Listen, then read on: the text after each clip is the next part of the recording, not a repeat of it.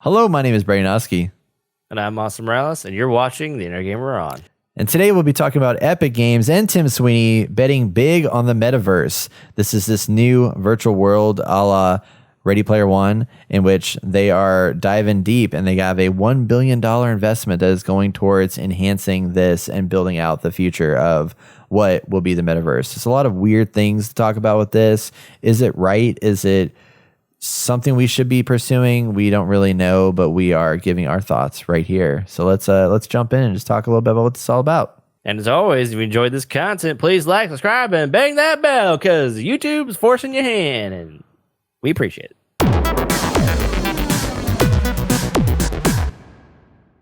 Welcome back. Each week we dive into a hot topic about video games, and this week we're going to be talking about Epic Games' big investment that just took place, where they are betting big time on the so-called Metaverse plans that Tim Sweeney and team have in mind.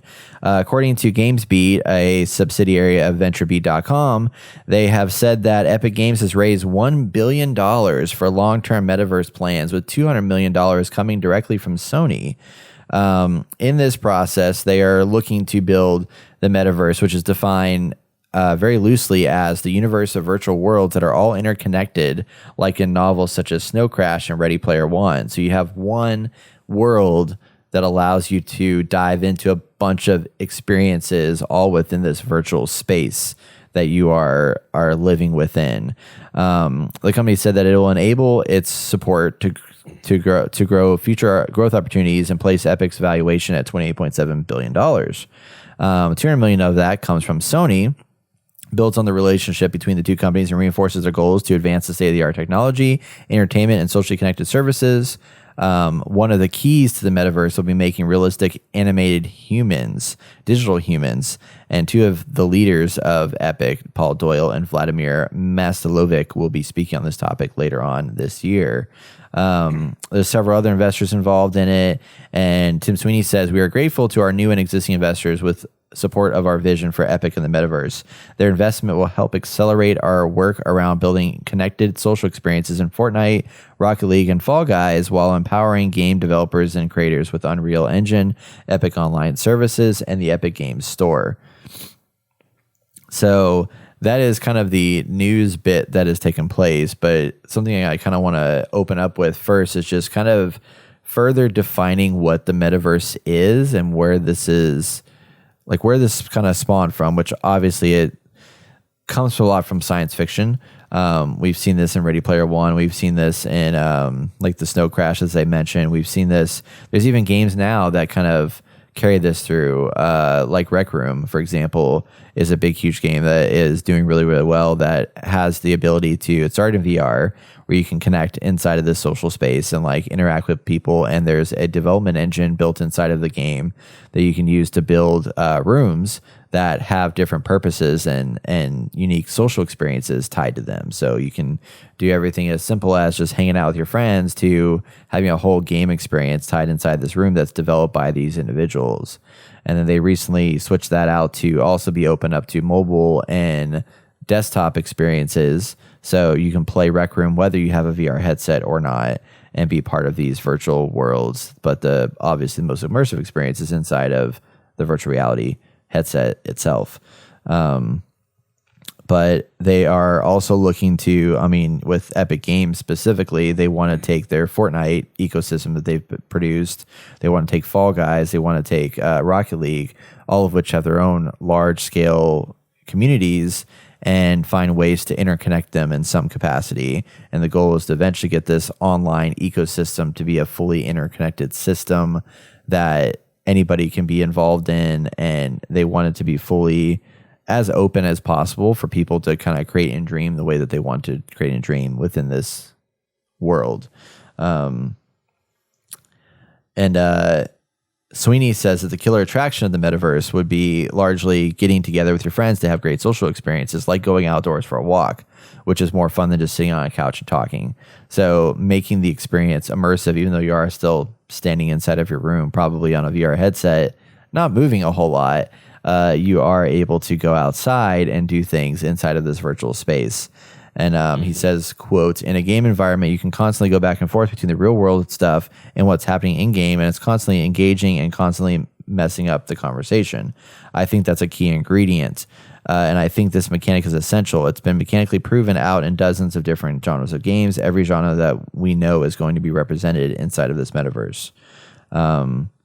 So yeah, like just broad thoughts. Like what are your thoughts on this whole idea of this interconnected virtual world that I thought was science fiction that may now be meant to be a reality to some people? I kind of don't like it. I think I'm past the age of like really wanting to see something like this happen. And I don't know how they're actually going to make that work feasibly.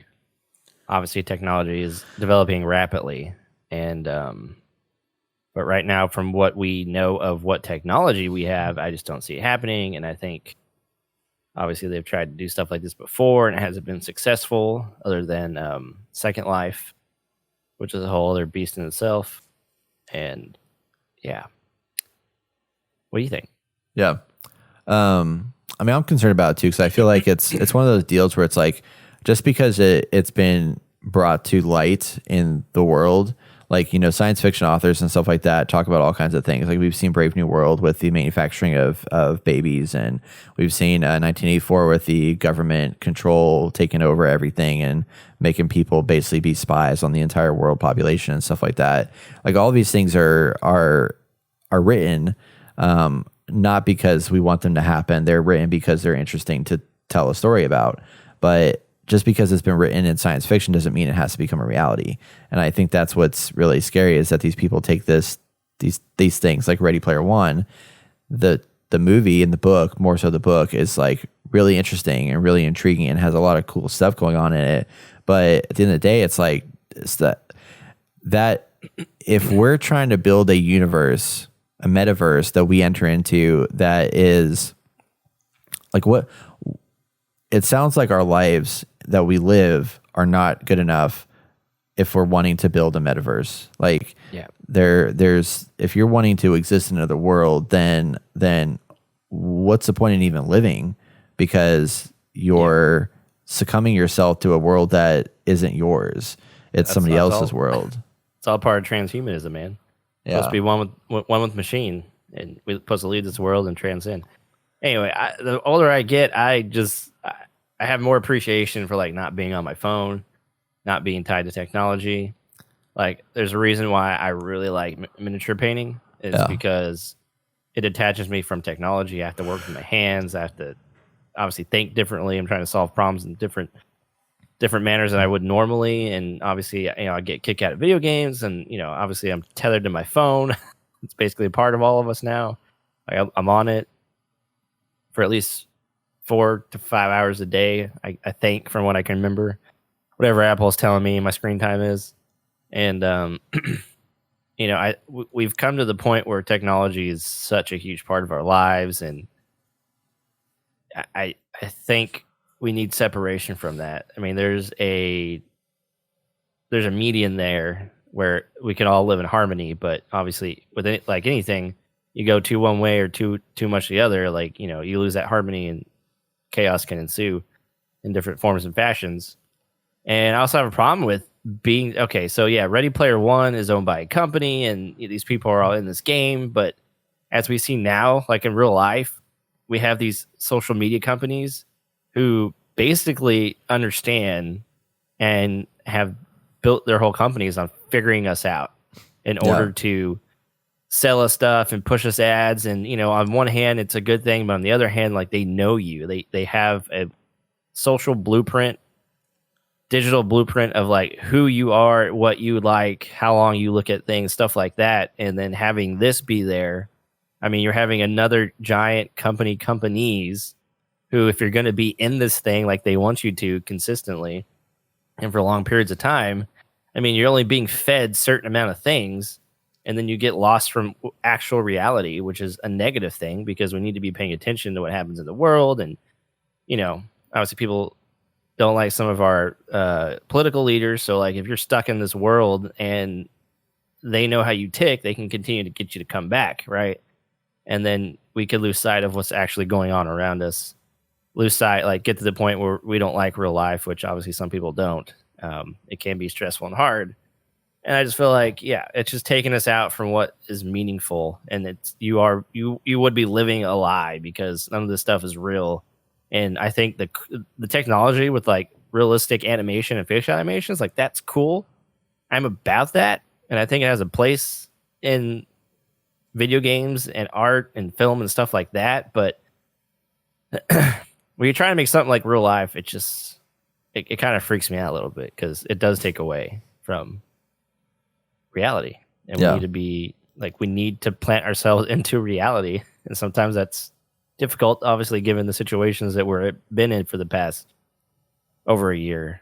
Anyway, rambling too much. Go ahead, Bro. Yeah. No, I mean, like, I agree. I feel like there's the thing with, reality. I mean, I do see an appeal of like the idea of in real life, you're not going to go out in the world and, jump off a cliff because you could potentially die. But in a metaverse, you could jump off a cliff and see what that feels like without having to risk your life to do that. So there are some interesting, like, kind of self-indulgent, like, interests behind the existence of a metaverse where you can eventually do things that you otherwise wouldn't be able to do. But I still think that's cool on the surface, but it's so easy to change that. Like, I mean, again, like Tim Sweeney has this view of a utopia, ultimately, is what he's got outlined here. But society so far has not been able to create a utopia because you don't know what utopia is until you've seen evil. Like, you can't have good without evil in kind of situation, you know what I mean? So, like, yeah, there's no way that this could probably really exist in the way that he envisions it, because he has this idea that's going to be completely, it's not going to be regulated by any one corporation because it's a group thing that has to take place. Like, I was reading this article here about in an interview with him, and he said, the other critical element of the metaverse is that it's not just built by one mega corporation, right? It's going to be the creative work of millions of people who can add their own elements to it through content creation and programming design, and the other way of adding value. So it'll be a massively participatory medium of a type that we haven't seen yet. Even though you have Fortnite and Minecraft and Roblox each manifest some aspects of it, I think we're still pretty far from having the thing. But you have to talk about this thing, and it's not just the work of one company. It's not just the work of one company's product or revenue stream. We're talking about a mass participatory media, which needs to be an economy if there's an economy underlying this thing.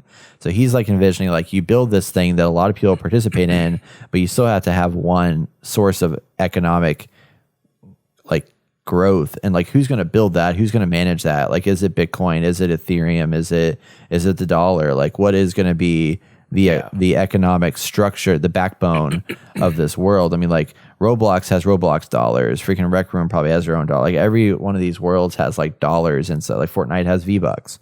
Like, you have this economic currency that is bought and sold, but will somebody own that, or will it be a decentralized currency such as Bitcoin that, for as far as we know right now, nobody owns it, nobody's managing it, but nobody still even knows who the person is that created Bitcoin in the first place. Like, the person has like gone off the grid and stuff like that. So there's all those things that's like, it sounds great in theory, but then there are easy ways for, like, who's to stop somebody from creating an economic currency inside of this world, getting it to where it's so appealing that everybody wants to use it, and then they start to make it to where, like, I don't know, they start doing devious things with it and, using it for bad. I was listening to someone talk about Bitcoin and how, I'm not sure about the whole context of it, but basically, you can track where the Bitcoin's been, kind of like it has its own IP or whatever, in a sense. And that if someone said, if Bitcoin became an actual thing we used, and corporations get together and like, we're not going to accept Bitcoin from said person, right? Well, you've essentially cut them off from the marketplace. And then say the government got involved, and it could have been like, well, anyone who trades with said person, well, now you're going to be banned from the marketplace as well, and so that creates an issue, right? Yeah, that's like super, conspiratorial type thing. But I just thought it was like, I didn't think of it that way. And I've heard of Bitcoin. I was like, hey, it's decentralized. That's cool. No one's controlling it. But yeah, someone controls it. Someone came up with it. We like to know the intentions of what's going on. Yeah.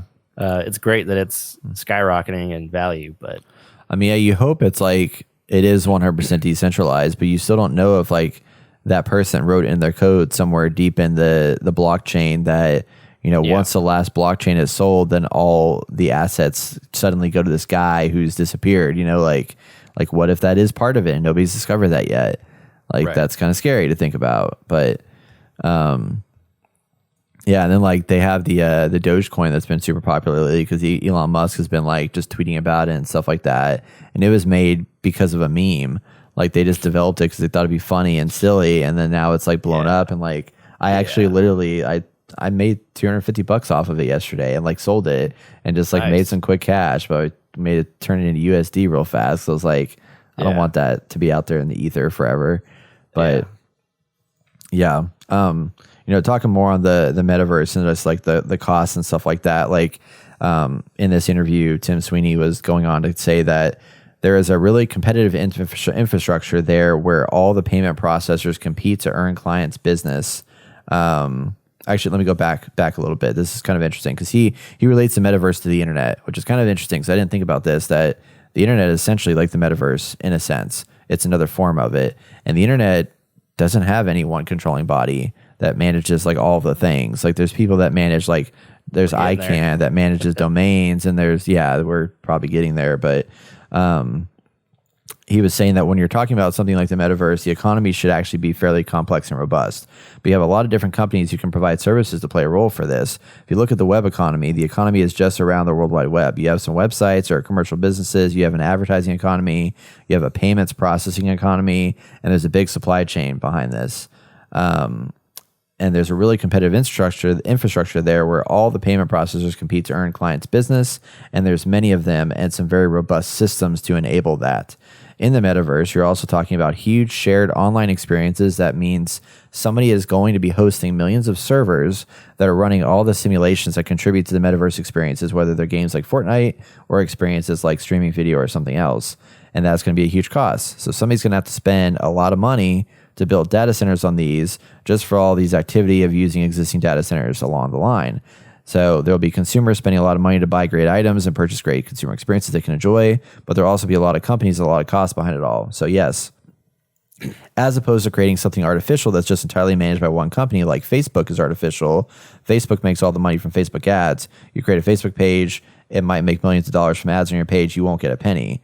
But in this case, like they're looking at a lot of different people making a lot of different types of money, and there's a lot of different types of economies that exist here. But I think that what he was trying to say here is that there's still somebody's got to fit the bill, pay the bill for this thing to exist on the internet. And it's like right now, like the internet is operated by Amazon and Google and Facebook and all the big companies that run data centers around the world. Yeah. And it's like, do they control the internet? Probably. Kind of, yeah. It's like, do. Yeah.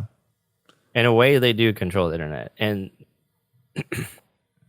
making this thing where you're basically on the whim of these corporations who are creating this alternate world, technically, the metaverse. And, I don't appreciate that. You're giving up a lot of stuff and you're giving them a lot of information, private information. Like, it just doesn't sound like a good idea. And again, I feel like this has been tried before and it hasn't been very successful. Second Life is successful in its own way, and it has become like a metaverse in its own to a degree. I don't think it's as big as it used to be, but it was the first of its kind, and it's probably something that they're trying to aim for. And yeah, I just don't see how you get everybody on board with that. I mean, think of it like Google Stadia, right? Like they took that off. They had all these hopes and promises, all this. Everything was all these companies were on board with it. They got their own studio going. They're going to have all the stuff, and then boom, like what if you invest, like, what if this thing lasts for a decade, right? And you invest all this stuff in it, and all of a sudden it's not profitable anymore. And then Epic Games is like, well, we got to shut down the service. Sorry. And there goes all that capital that you put into this metaverse or whatever, and all these other corporations that put in there, and it just goes kaput.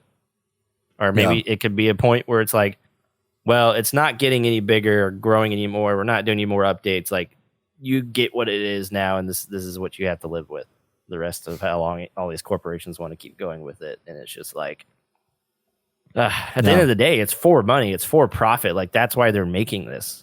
And it's only going to help them get more money and more profit. And if we get to have a good experience, well, that's a good outcome in the end for them, because they're going to make more money off of that. Yeah. So, yeah, there's a lot of pieces that have to be, like, I don't know if there's any right answer, because there's going to be, just looking at the different economic structures of payment processing and then content creation, and like that can be all open and fine early on, which that's what the internet was. But then eventually it's going to get to the point where greed is going to take effect, and you're going to have bad eggs within this world. And it's really scary to think when people get to the future where, like, we already see how much time and addiction we have with our phones, right? And people control that addiction. Like we talked about earlier, Facebook and all of them control that addiction. Well, what's going to happen when, like, literally, like, our physical, what we sensibly know as our physical being exists inside of this world that is now controlled by a Facebook or by a Google? Like, that's really scary, because it's easy for us to, like, just put our phone down and not look at it. Well, easy is, a loaded question, because it's like, it's not really that easy anymore, but it's way harder for us to disconnect from a world where we feel like we're living something like real. Yeah. And that's that'll be scary. But I find it kind of funny how technology, used to be so awesome, but now it's kind of caused negative effects on us because we're so connected, and how people, put their lives out there, but they make it look like one thing, but it's not really that. And everyone looks at said person and like, man, I wish my life was like that. Look at all these things they do all the time. It makes it look fun. And it's not really like that. Like, we have a false sense of what the world is about now, because we have the freedom to kind of manipulate that. Yeah. We create our own narratives for people to see, which we do that already when we meet people and talk to people. But I don't know, being able to look at somebody in the face, you can kind of perceive to a certain degree who a person is, even if they're lying to you or telling the truth, whatever. Well, it's harder that way too. Like, if you're trying to, like, learn who a person is face to face, like, it's harder and takes longer to learn everything about them. But now it's like you can learn. Like, I went on a freaking Hinge date the other day with somebody, and, like, they looked me up on the internet and found out all the things about me before we ever met. So they have a preconceived idea of who I am before we ever even meet in person. And that's like the weird thing about that stuff, is that you can now look at somebody's Instagram profile and build a mental image of who this person is, and then you meet them, it's like they're not really that person. Because, like, when I post stuff online, like, all I post is, like, the cool stuff that I do. Like, if I go to a new restaurant or I go to a new bar or whatever, that's all I really post. Which, I mean, at the end of the day, if you meet me, like, that's what I like to do, is do those things. But I don't post about my gaming on my personal channel as much, and I don't post about, the fact that, I, freaking work 20,000 hours, because that's not fun to show to anybody. Like, I'd rather leave that part out of it. And a lot of people do that. Like, they have their online persona that they've developed. I mean, it's like you got a channel that's dedicated to your studio stuff, and that's a big thing now. Like, your your miniature painting, and like that's a thing that people do now. It's like they have a profile that is, like, labeled for, like, this person, but then it's, like, about a specific thing that they have, and they still have a personal channel, but it's usually locked out. So, like, you get to know a person through a thing or a few series of things, and not really know, and you don't know the bad. And that's the other part. It's like, you see these people that are always traveling and going all these crazy things, but you probably don't realize that they're suffering from severe depression or probably on anxiety medication every day. You know what I mean? Right. Yep. So that's it is wild. And just like having this exist here, it's like, I mean, it brings some of that face to face like components to a world where you may, I mean, especially during COVID, like this would have been probably pretty awesome to like have, I mean, like jumping in a rec room probably would have been pretty badass to like interact with people and kind of, even though you're not really in the same room with them, like it's kind of feels like you would be, and that could be kind of nice. But I mean, if this is anything like, somehow I came across this channel where this guy would just go into these VR chat rooms with, everyone looks the way that they want to look or is the character that they want to personify or whatever. And he interviews them like a talk show. And that stuff is some of the craziest stuff I've seen. There was one where, I mean, if it's true, I mean, it's just, you're going off of what people sound like. There's like a little girl in there and like there's a bunch of dudes not like saying some pretty shitty stuff, like it's not good for kids to be in these places where adults go and, who knows who these people are. I mean, it's good that like they're not literally with each other, but at the same time, it's like, what goes on in these rooms? Like, it is insane. Like, there's stupid, crazy shit that happens in these VR rooms. And, how do you deal with that, Yeah. I mean, that's what it's for, right? It's a playground to do whatever you want to certain limits. Yeah. It is. Yeah, it's definitely like what, and then the same thing with like, censorship and things like that. I mean, like we have rules and things that we follow in the modern day of like, hey, like you shouldn't strip naked on a live Twitch stream or whatever. But like in this world, like if it's meant to be like personal rooms and personal things, like where do you draw the line with what is like one of the things here that Tim Sweeney said? He said that the principle here is for every creator it's about the creation of and ownership of your creations and stuff like that. So he said, the principle here is that every creator owns their original creations and has a right to make the profit from them. And it's great to choose service providers they choose to work with without being forced to accept a massive bundle of services in order to reach a customer base. We want each component of the system to stand on its own merits and not use dominance or significant market power in any space to force adoption. So in this article, it's talking about Epic owns Fortnite, the Unreal Engine, which anyone can license. You can use that engine to create anything you want, and Epic has zero say in what you can build. But on the flip side of it, there's companies like Fortnite who anybody can use or not Fortnite. There's companies like Facebook, or anybody can use Facebook and use it at their whim, and they can create things within the Facebook ecosystem, but they have a say because we've seen how much censorship they've been doing with different things. And it's like, not to say that a lot of that censorship isn't just, but it's still like Tim Sweeney has this vision of, hey, you can do whatever you want in this world and you own it as long as like you build it, you can own it. That's your thing. We can do our thing over here. But like, there's people that are going to want to like start like freaking gangs inside of this world. What are you going to do at that point? Like, is that something you stop or do you let it happen? And then where does that go? Because that's a slippery slope.